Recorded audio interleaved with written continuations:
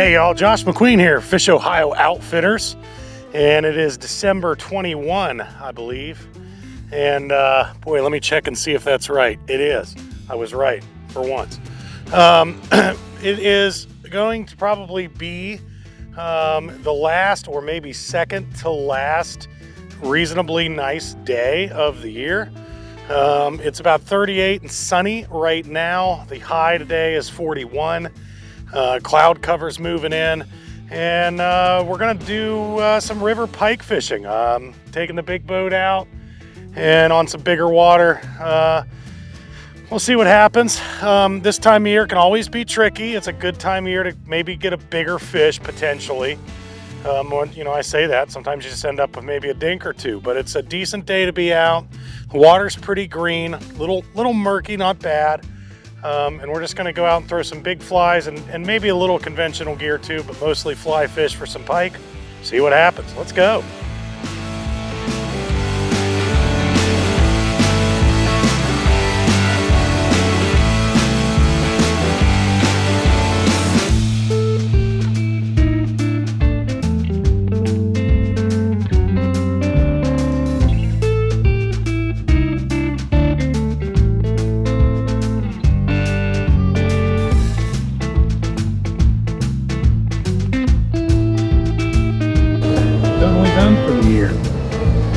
That's what I don't want to do, is swing the rear end in too close and get my transducer up in the mud.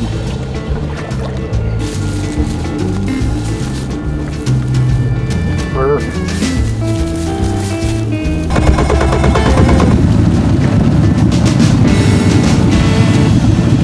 Nice. So basically, I guess I'll start with a little background about pike in Ohio specifically while I'm idling up the river here trying not to hit any logs. And this is something that's it's pretty special to me because I actually was the first person to start guiding pike trips on inland rivers in the state of Ohio. And nobody had really ever offered pike fishing. Specifically, pike on the fly, as I was working predominantly fly fishing trips for the last several years. And oddly enough, like when you look at pike, when you look at the Esox family, muskie are typically more of a river dwelling fish as far as their native habitat and native ranges. A lot of them are river dwelling fish. Pike tend to do better in still water, big, lakes and marshes and such. But in Ohio, pike tend to do better in rivers because they tend to stay cooler. They provide a little better food source. These pike are all basically naturally reproducing wild fish. There's no stocking program in Ohio currently, and has not been a stocking program for many years. This population has bounced back from the sort of the 80s till now. Has been kind of the growth period. It's sort of mid-late 80s. They slowly started coming back. They were pretty much sort of counted out. Really just, nobody thought there was really any left. They weren't being paid attention to. There was some pike stocking programs by the Division of Wildlife back in the 70s and 80s in some lakes that were basically unsuccessful. Some of those fish were able to drift down into these river systems and sort of build a population. But one of the battles we're fighting right now is, for whatever reason, the Ohio Division of Wildlife has not thought it necessary to protect this native fish. And they are native, they are naturally reproducing here. And for whatever reason, we have a zero management sort of approach. The state of Ohio's regulations are basically you can catch as many pike as you want a day of any size and keep all of them. And that's really not good for this fishery. It's a fishery that a lot of people have grown to enjoy. And looking into the future, really, we've got to try to figure out a way to advocate change and get some regulations to protect these fish, because you know, a quality female fish that she's 35, 36 inches, it takes between 20 and 25 years to grow that fish to that size. So some of these fish that, you know, that we have a shot at catching are older than my cameraman right now. That's pretty impressive, and that's not something that you get back overnight. That's obviously. So it's really just something that we need to look ahead into the future. This is not going to change until groups of anglers get together and we go to our government, to our Fish and Wildlife, and tell them we want it changed. It's not, I don't think it's a situation, I don't really know a lot of people in the Division of Wildlife, so I don't think it's a situation of it's deliberate. I think it's a situation of it's just not been focused on or paid attention to. So we need to, as pike anglers in the state of Ohio, we need to sort of push for that and try to get some management and look ahead to the future so that we can continue to enjoy catching these fish.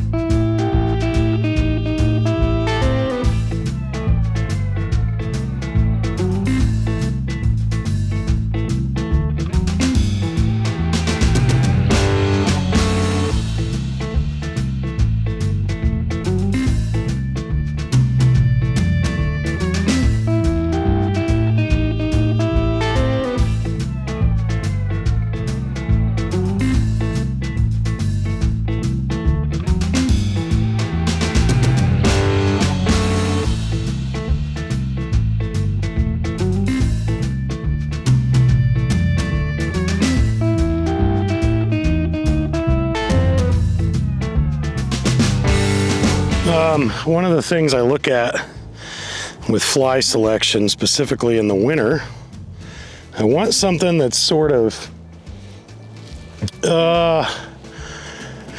neutrally buoyant, I guess, because I have the ability to control my depth more through my line, through the various sink tip and sinking lines that I have. But I am always looking for a fly that's going to suspend and just sort of hang a little bit more. It's different than that sort of late spring, early summer bite that we have, where those fish, their metabolism is beginning to sort of peak, and they're very aggressive. And that time of year, sometimes there's days where I don't think that you could strip the fly fast enough. But in the winter, I've never seen that situation. Not in 35-degree water. That's certainly not going to be the case. So we're always looking to get a bait, to get a fly. As I wipe the water droplet from my glasses there, that's what you just saw. We're looking to get a fly that's just going to suspend, and sort of, the biggest thing that I want to do is be able to hover around some of this structure, because the structure that's in here is, is mostly wood, and that wood is sort of layered. That's where you're actually going to find most of these fish. They're not going to be on necessarily a single big tree so much as a lot of sticks stacked up, maybe on a little gravel bar, or coming off of a trough, off of a high spot. And those sticks have layers, and those layers of wood, those pike can sort of blend in and hide in there. And we want to just be able to hover over top of that stuff, pull down those slopes and those drop-offs, and that's where those fish are going to be laying.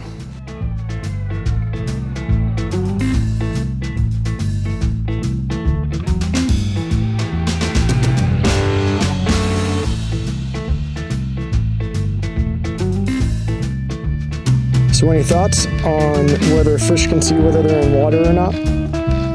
Well, can they see while they're in the water, or can they see the water? Can they see the water?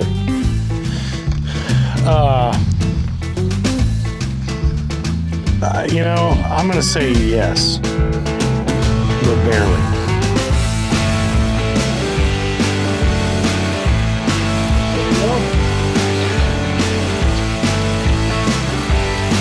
Grinding for this one, but we'll see. It's not hooked great, so I'm not sure if it's going to stay on.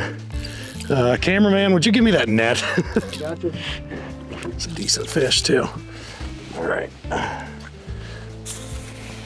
There we go. Get that up here.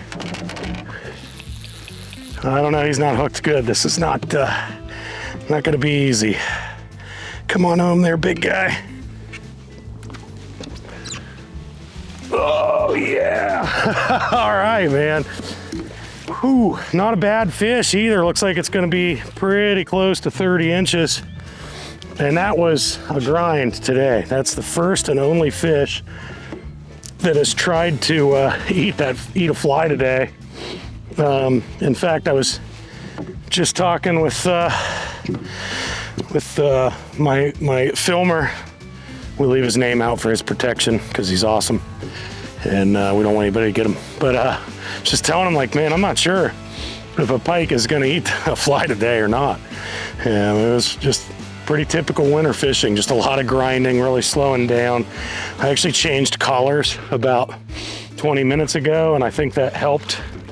But yeah, we'll get my gloves off, and we'll get a look at this this sweet pike that just made my day. Looks like I won't even need the long jaws for this one. This guy's barely hooked. Right, I mean, just barely, like the wrong movement, and we would not have even had that fish in the net. That's a solid, good fish too. Not bad, not a giant, but it's a solid fish. And when you're out here banging around in 35-degree water, trying to get anything to happen, I'll take any good fish. That's gonna most likely be my last fish of 2022 because we've got some foul weather coming that we've been talking about on our videos. And you know what? I will take that. This fish is actually gonna go, I'm not gonna tape it, but it's probably not even 30, maybe 28.5 inches, something like that. Well, let's get her up and get a little look real quick. I might go 30 actually. Kind of a thin fish. Actually, yeah, probably right in there. So not a bad little pike. Made my day, that's for sure.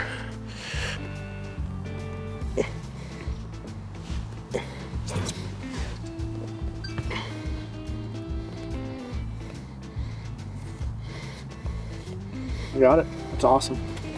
Let's give him a drink and then we'll try to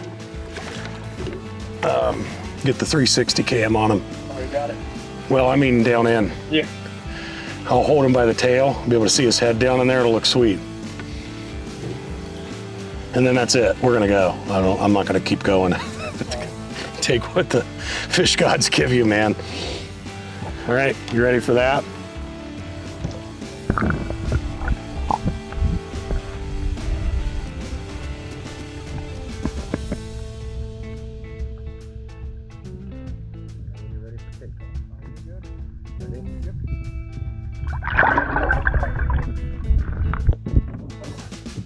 Well, guys, you know, if I was just to go back over it all again, really the key today was just exactly what we kind of started out talking about, which is just slowing down. Really trying to slow down. And to that point, this fly that I ended up going with is got not only you know, you can see this front mesh head on here, but really what's made this fly work for me is there's foam. There's a couple of pieces of foam in the tie down in there. And that's really just allows that fly to actually be slightly buoyant. In fact, if I put it on the water without the sink tip, you'll see that fly basically almost floats. It's not going to sink quickly. So the line, the sinking line itself is what pulls the fly down. And in this case, I was able to match it up with, I think that is a sink. I want to say that line's a sink 3. It's a little slower, 4 inches per second, something like that. I started out on my sink 6 and it was just too fast. It was just burying flies and I couldn't slow them down, not without lifting the rod tip a lot. So that's the key. That's it. Still got fairly deep. That fish ate about 3 foot down. It was probably 2.5, 3 foot down in about 4.5, 5 foot of water. The river itself isn't deep, but you have to put it in perspective of the fact that the fish are still going to go to the deepest holes and be pretty much on or near the bottom. And so that's it. To wrap it up, I'd say just slow it down. Good fly movement, a long pause in there, and we didn't kill them, and that was it. One fish today, but I'll take it. It's going to most likely be the last fish of 2022 for me, with these single-digit temps coming in just the next couple days. In fact, I can't believe I'm sitting here now with the sunshine on me, no wind. It's about 39 degrees. It feels great. 2 days from now, it's going to be a totally different environment. In fact, I wouldn't doubt that where I'm sitting right now inside of 3 days is probably going to be ice. So yeah, we're gonna head out of here, and we'll see you down at the boat ramp.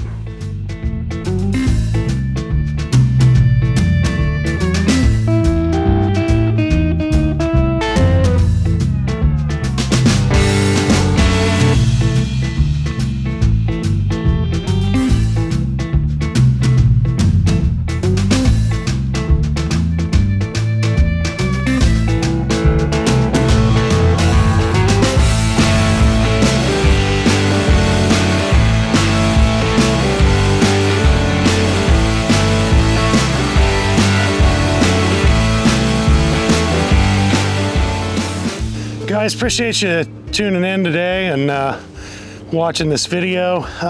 You know, I think I would just say the conditions weren't ideal, but fishable. And really for me, it's just, hey, I had a day to get out and do a little filming, a day where I wasn't booked.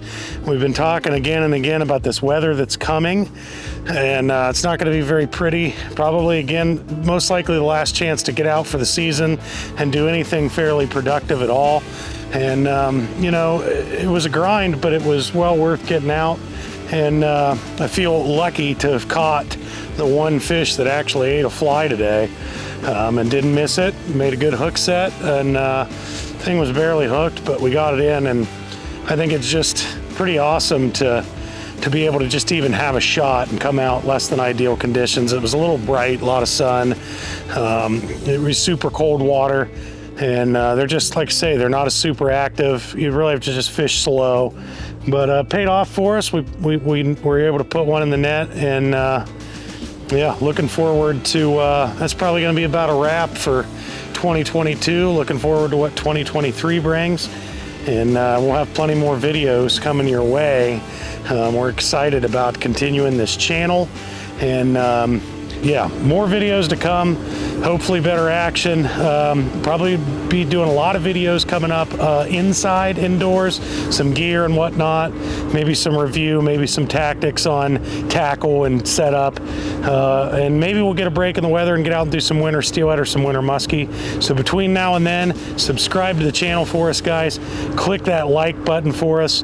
Leave us some comments if you want. Any questions you have, I'd be happy to answer them, and we'll see you next time, guys. Have a good one.